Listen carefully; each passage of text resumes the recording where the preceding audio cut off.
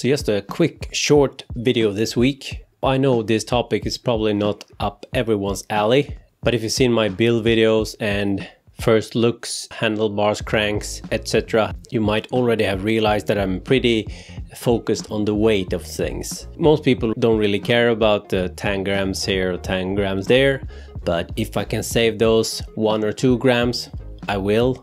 This has been with me almost since I built my first bike that went under 6 kilos. I realized that going the gravel route, I would probably never get that low, but I still always trying to look for places where I can shave off a few extra grams. So once you've gone over the crank, the group set, the finishing kit and wheels, there's not really any big areas left to really save a lot of grams. So that's when you start to look at the small details. And here's actually where you can drop quite a few grams for not a huge amount of money. And recently I ventured into the unknown world of AliExpress, at least for me, and looked for an alternative to this stock expander and top cap.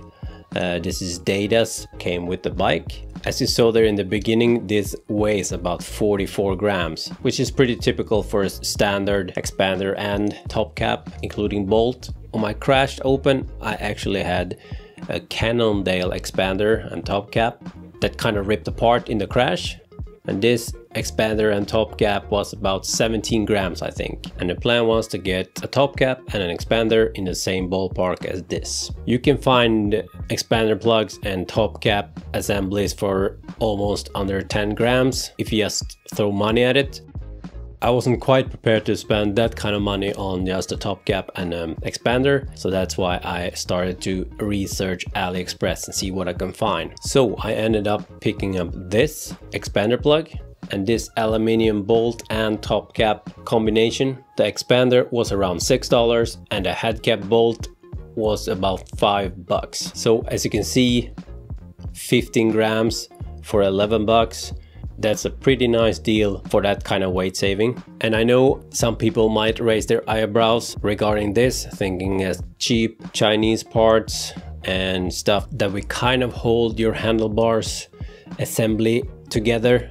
But remember, these two parts only have two functions really. The expander will keep your stem from crushing the stereo tube, and together with the top cap and the bolt, you should also preload the headset bearing. And once that headset bearing is preloaded, you tighten down the bolts on the stem, and that's what's actually holding your stem to the stereo tube. So you're not relying on this to keep your cockpit in place, so to speak. One thing that's a bit more fiddly with this lightweight one, on the standard one you have a lip so it doesn't drop into the stereo tube. You don't have that on this cheap one, so you need to expand the plug just enough so it doesn't slip down the tube, but still not expanded enough so you can't push it down.